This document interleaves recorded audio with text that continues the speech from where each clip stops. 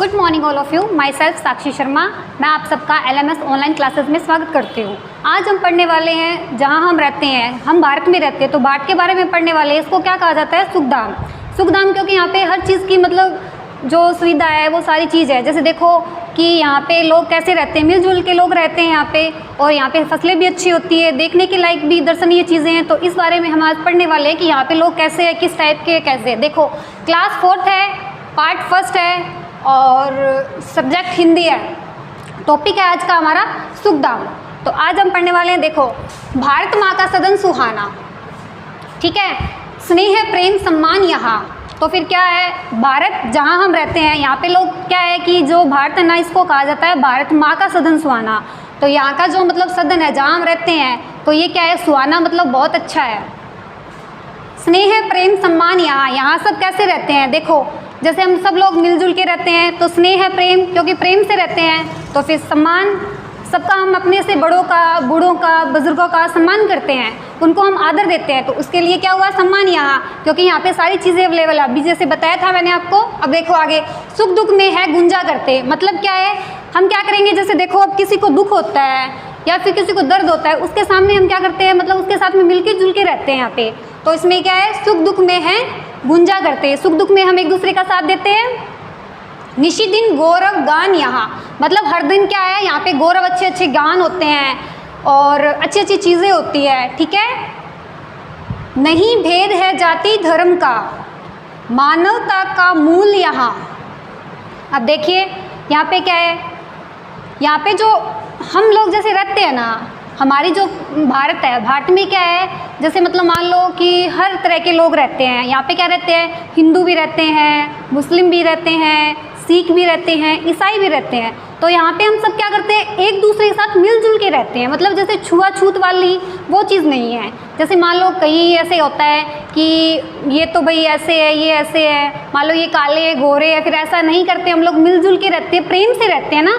उसी तरह से जैसे देखो, नहीं भेद, मतलब हम लोग क्या करते हैं, किसी में कोई भी चीज़ का क्या नहीं करते हैं, भेद नहीं करते हैं। तो इसके लिए क्या हुआ कि नहीं भेद है जाति धर्म का, मतलब जाति कोई भी जाति हो, जैसे हिंदू आ गई, मुस्लिम आ गई, या फिर अदर कास्ट आ गई, जो भी हो, धर्म जो हमारा धर्म है, ठीक है। और नहीं है यहाँ मानवता का मूल। यहाँ मतलब क्या है, यहाँ पे जो सबसे बड़ी बात है ना वो ये है कि मानवता, जैसे इंसानियत को सबसे ज़्यादा यहाँ पे मजबूती दी जाती है। भाई हाँ, ये हमारे लायक है, हम इससे मिलजुल के रहेंगे। यहाँ पे क्या होता है, यही होता है सबसे ज़्यादा कि हम लोग एक दूसरे से मिल के रहते हैं, क्योंकि हमें मिलजुल के रहते हैं तो हमें अच्छा लगता है। मानवता का मूल यहाँ, मतलब मानवता है वो सबसे ज़्यादा महत्वपूर्ण चीज़ है हमारे यहाँ पे। अब देखो, इसका आंगन सुंदर उपवन, भांति भांति के फूल यहाँ। अब देखो इसमें क्या है, जैसे देखो इसका आंगन सुंदर उपवन, जो हमारा भारत है इसको मतलब एक उपवन होता है ना, जैसे मतलब बगीचा, उसकी तरह मतलब माना गया है।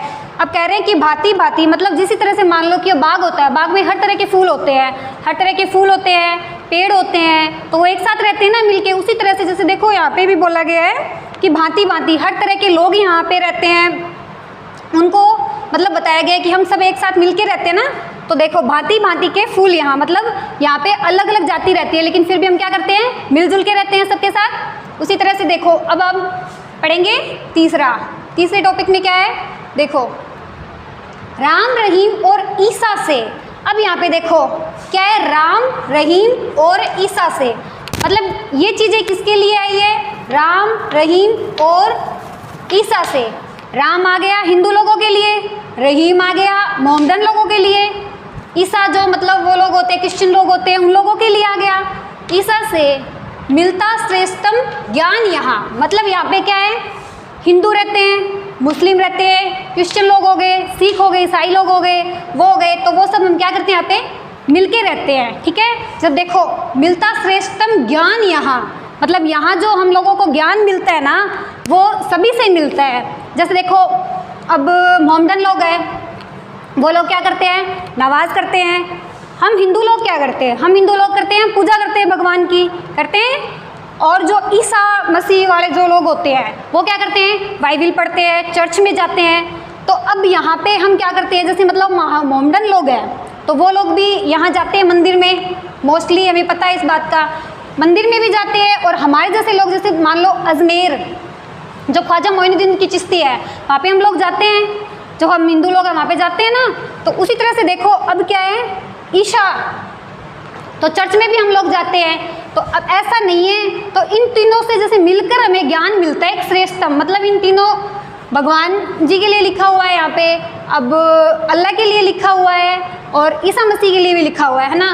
तो ये तीनों चीज़ें तो अलग है, सिर्फ इसमें क्या है, नेम अलग अलग दे दिए, इनको नाम अलग अलग दे दिए। जैसे मान लो अब राम भगवान की पूजा कहाँ होती है, मंदिर में होती है। रहीम की पूजा कहाँ होती है, मस्जिद में होती है।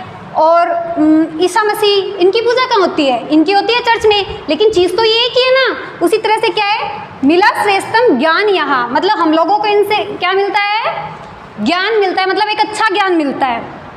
अब देखो मैंने जैसे बताया था राम मंदिर के लिए आता है ना, देखो मंदिर, मस्जिद और गिरजाघर, मतलब मंदिर में हम सब जाते हैं, मस्जिद जहाँ मोमडन जाते हैं, गिरजाघर जहाँ मतलब ईसा मसीह वाले जो लोग होते हैं, क्रिश्चियन लोग होते हैं, वो जाते हैं और हम भी जाते हैं। वैसे सुलभ एक साथ ध्यान यहाँ, मतलब यहाँ पे क्या है, सुलभ मतलब एक जैसा ही ध्यान लगाते हैं यहाँ जाके लोग।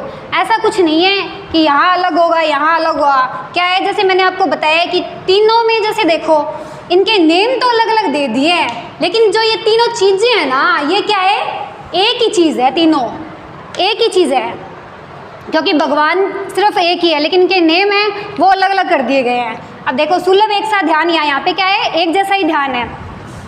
सदा मित्र बनकर हाथ बढ़ाते, हमारे यहाँ के लोग क्या करते हैं, देखो कि जैसे मान लो अब सदा एक दूसरे का जैसे हाथ बढ़ाते, एक दूसरे की तरफ मित्रता, मतलब भाईचारे की ओर या फिर दोस्त बनाने की ओर, जैसे हम बोलते हैं ना, वैसे देखो अब क्या है, हम लोगों में जैसे मान लो हिंदू लोग है ना, हिंदू आदमी मोमडन लोग से दोस्ती करेगा तो वो उसकी तरफ दोस्ती का हाथ बढ़ाएगा। ऐसे नहीं भाई मैं तेरे से हाथ नहीं मिलाऊंगा, तेरे गले नहीं मिलूंगा, ये नहीं करूंगा, ये नहीं करूंगा, ऐसा कुछ नहीं होता।